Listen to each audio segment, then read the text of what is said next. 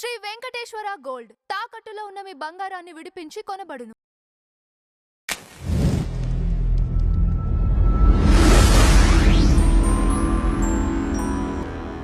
ఒక మంచి కార్యక్రమంలో పాల్గొనే అవకాశం కిన్నెర రఘురామ్ గారు మాకు ఇచ్చినందుకు రఘురామ్ గారికి హృదయపూర్వకంగా నా కృతజ్ఞతలు తెలియజేస్తున్నాను.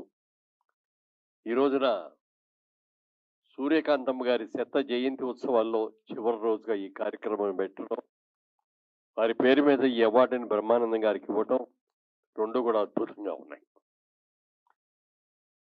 సూర్యకాంతమ్మ గారిని ఒక రోజున గుమ్మడి గారు అన్నారంట,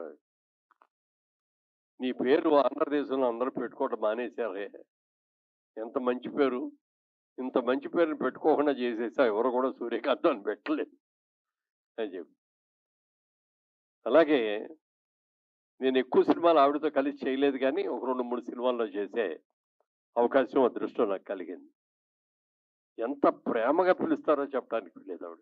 ఒరే నాన్న బాబు ట్రా అట్లా ప్రేమగా పిలిచేవారు. ప్రతిరోజు షూటింగ్ వచ్చినప్పుడు ఏదో ఒక చిరుతిండి వండి తీసుకొచ్చి అందరికీ పెట్టేవారు. అలా అందరికీ ప్రేమ ప్రార్థనాలి. బాగా ఒక టైంలో కోడళ్ళని బాగా వేడిపించే రోజుల్లో వాళ్ళని తిట్టి శాపనార్థాలు పెట్టి కొట్టిన సందర్భాల్లో కూడా ఆ సీన్ యాక్ట్ చేయగానే వెళ్ళిపోయి వాళ్ళని కావలించుకొని ఏడ్చేదట. ఏమైంది నిన్ను ఇట్లా బాధలు పెడతానే అది ఇది అని. అమ్మా నువ్వు నటించావు, నటిస్తున్నావు, నువ్వు అద్భుతంగా చేస్తున్నావు, ఆ పాత్రలో జీవిస్తున్నావు, మీరు అంత బాగా చేయకపోతే మా మీద సింపతి రాదు, సినిమా సక్సెస్ అవ్వదు అని చెప్పి అనేవారు. మరి విజయవాహిని వాళ్ళు గుండమ్మ కథ అనే సినిమా తీశారు. ఒక ఎన్టీ రామారావు గారి హీరో, ఒక అక్కినేని నాగేశ్వరరావు గారి హీరో, ఇద్దరు హీరోల్లో ఉన్నారు. జనరల్గా ఇద్దరు పెద్ద హీరోలు ఉన్నప్పుడు ఇద్దరు హీరోల మీద పెట్టాలి టైటిల్, కానీ టైటిల్ నాగిరెడ్డి గారు చక్రపాణి గారు పెట్టింది. అది ఏం టైటిల్ పెట్టాలి అంటే గుండమ్మ కథ అని చెప్పాడు. ఇదేంటంటే గుండమ్మ కథ ఎవరేంటి ఏంటి అండి, రామారావు గారిని నాగేశ్వరరావు గారిని వదిలేసి టైటిల్ ఆవిడ పేరు మీద పెట్టారు ఏంటి, అది అంతే, సినిమా చూసిన తర్వాత చెబుతారు కానీ అని చెప్పి అన్నారు.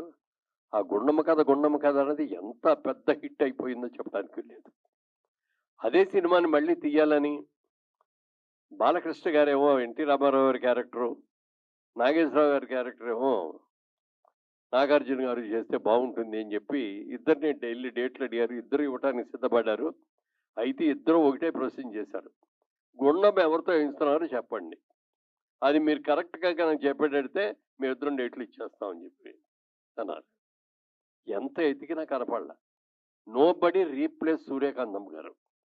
ఎందుకంటే ఆ పాత్ర జోలికి వెళ్ళి వేసి వాళ్ళ పేరు జడగొట్టుకునేదానికంటే ఆ గౌరవం అలాగే ఉంచేసి ఆ ఆవిడ చేశారు. కాబట్టి వాళ్ళు ఎవరు కూడా గుండమ్మ కథ మళ్ళీ తీయలేకపోయారు. మళ్ళీ జూనియర్ ఎన్టీఆర్ మీదను నాగేశ్వరరావు మన నాగార్జున గారు కొడుకు నాగ చైతన్య వాళ్ళిద్దరిని పెట్టి తీయాలని కూడా ప్రయత్నం చేశారు.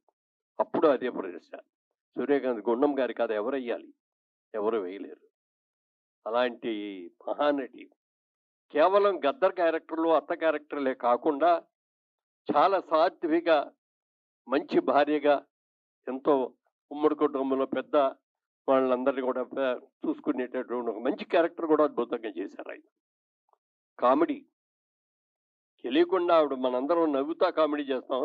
బ్రహ్మానంద గారు కూడా అంతే, నటిస్తూ ఆయన నవ్వడం మనందరినీ నవ్విస్తాడు. అలాగే సూర్యకాంతమ్మ గారు కూడా ఆవిడ చేసిన కామెడీలో అలాగే ఉండేది. ముఖ్యంగా మాయాబజార్ సినిమాలో మరి ఎస్వి రంగారావు గారి తల్లిగా ఎంత క్యారెక్టర్ అంటే అద్భుతమైన గెటప్ కానీ ఆ చేయటం కానీ, అలాంటి అద్భుతమైన నటీమణి ఇవాళ వారి పేరు మీద ఈ కార్యక్రమం జరుగుతూ ఈ అవార్డు ఎవరికి ఇవ్వాలి అనుకున్నప్పుడు ఇనానిమస్గా సెలెక్ట్ చేసింది బ్రహ్మానంద గారి పేరు. ఎందుకంటే ఇంతటి మహానటుడికి అంతటి మహానటి అవార్డు ఇవ్వటం అనేది ఇద్దరిని కూడా గౌరవించుకున్నట్లే. అలాంటి బ్రహ్మానంద గారు చాలా కాలంగా నాకున్న మిత్రుల్లో మంచి మిత్రుడు ఈయన. ఒక రోజున బాలకృష్ణ గారి హీరోగా చేస్తున్న జయసింహ అనే సినిమా కోసం, అది కుంభకోణం, తమిళనాడులో ఉన్న కుంభకోణంలో షూటింగ్కి వెళ్ళాం. అక్కడ మా అందరికీ కాటేజీలు ఇచ్చారు. మధ్యలో స్విమ్మింగ్ పూల్ ఉంది. ఒక సైడ్ ఏమో ఈయనున్నారు. ఒక సైడ్ ఏమో నేనును బాలకృష్ణ గారు ఉన్నాం. ఆయన బాలకృష్ణ గారు తెల్లారుజామున 3కో 4కో లేచి ఎక్సర్సైజ్ చేసేసి పూజ చేసేసుకొని షూటింగ్ వెళ్ళిపోయేవారు. నాకు కూడా రోజు పూజ చేసుకొని వెళ్ళటం అలవాటు. ఆ రోజున అలాగే పూజ చేసుకున్నా. పూజ చేసేటప్పుడు కూడా కొంచెం నేను బాగా పైకి చదువుతూ ఉంటాను. ఎందుకంటే నా గొంతు మొదట్లో బాగా పీలగా ఉండేది. బేస్ రావాలి అంటే గట్టిగా మాట్లాడితే బాగుంటుందండి అన్నారు. అందుకని ఆ విధంగా చేసేవాడిని. కొంతసేపు అయిన తర్వాత పూజ అయిన తర్వాత గంట కొట్టేసి దండం పెట్టి బయటకు రాగానే ఈయన అక్కడ కూర్చొని ఉన్నారు. నా కాటేజ్ దగ్గర బయట. మురళీమోహన్ గారు ఎంతసేపు నుంచి చేస్తున్నారండి? మీరు ఇంకా అవుద్ది ఇంకా అవుద్ది అని కూర్చొని అలాగే కూర్చుండిపోయానండి అని. నాకు తెలియక అడుగుతాను, మీరు ఎవరిని పూజ చేస్తారండి రోజు అన్నాడు. అందరినీ పూజ చేస్తానండి. మళ్ళీ ఆ దేవుడికి చేసి ఈ దేవుడికి చేయకుండా ఎట్లా అండి? అందరి దేవుళ్ళకి చేస్తాను నేను. ప్రకృతికి చేస్తాను, చెట్టుకు చేస్తాను, పుట్టకి చేస్తాను, జీసస్కి చేస్తాను, క్రిస్టియన్కి అలాగే అల్లాకి చేస్తాను అని చెప్పి చెప్పాడు. నేను ఒక మాట చెప్తాను వింటారా అన్నాడు. చెప్పండి సార్ అన్నాడు. నేను మాత్రం ఒక్క వెంకటేశ్వర స్వామికి మినహాయించి ఎవరికి చేయనండి అన్నాడు. అదేమిటండి అని అడిగాను. చూడండి, ఇప్పుడు పని మనుషులు వస్తూ ఉంటారు. ఈ ఇంట్లో కొంత ఆ ఇంట్లో కొంత ఆ ఇంట్లో కొంత ఒక 5-6 ఏళ్లలో పని చేసుకుని వెళ్ళిపోతారు. ఆ పని మనిషికి ఏదైనా కష్టం వచ్చో జ్వరం వచ్చో ఏదో అయిందనుకోండి, ఏమనుకుంటారు? ఆయన చూస్తాడులే, బ్రహ్మానందం గారు చూసుకుంటారు, లేకపోతే అలీ గారు చూసుకుంటారు, లేకపోతే అలాగే నరసింహరావు గారు చూసుకుంటారులే, అందరిలో ఎవరు చూడరు. అదే మీ ఇంట్లోనే పని చేస్తుంది అనుకోండి ఆ పని మనిషి, ఏదైనా జబ్బు చేస్తే ఏం చేస్తారు? అయ్యో మన ఇంట్లో పని చేస్తే పాపం మనం వెంటనే చేయాలి కదా అనుకొని ఆ అమ్మాయిని చక్కగా చూసుకుంటారు. బ్రహ్మానంద రెడ్డి గారి పాలసీ అది. ఈ బ్రహ్మానందం గారిది ఆ? బ్రహ్మానందం గారి పాలసీ అదే. మనం ఆ దేవుణ్ణి ఈ దేవుణ్ణి అని పెట్టి పూజ చేసుకొని దండం పెట్టుకున్నాం అనుకో, శంకరుడు చూస్తాడులే అని విష్ణుమూర్తి అనుకుంటాడు, లేకపోతే ఇంకోళ్ళు చూస్తారులే అని ఆయన అనుకుంటాడు, ఆంజనేయ స్వామి ఏమో విఘ్నేశ్వరుడు చేస్తాడులే అనుకుంటాడు. అందుకని నేను ఒక్కడనే వెంకటేశ్వర స్వామినే చేస్తాను, పూజ చేస్తాను, ఆయనే చూసుకుంటారు నా గురించి.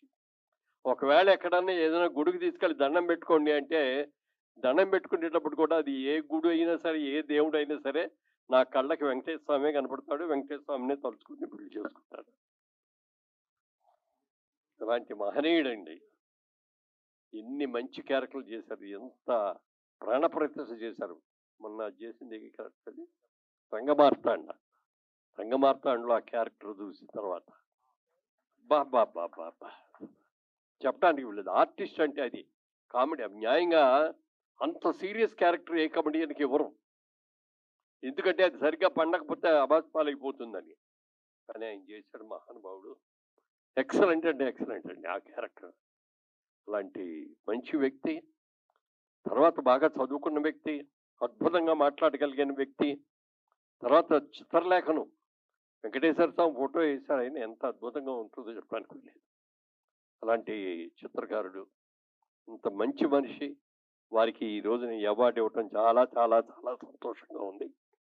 మరి అనంత పద్మనాభమూర్తి గారికి మనస్ఫూర్తిగా ఆ తల్లి గారి పేరు నిలబెట్టి మీరు ఇట్లా 100 జయంతి ఉత్సవాలు, ముగింపు ఉత్సవాలు వెళ్ళటం, దాంట్లో మమ్మల్ని కూడా పార్ట్ చేసుకున్నందుకు సంతోషంగా కృతజ్ఞతలు తెలియజేస్తాను. Thank you.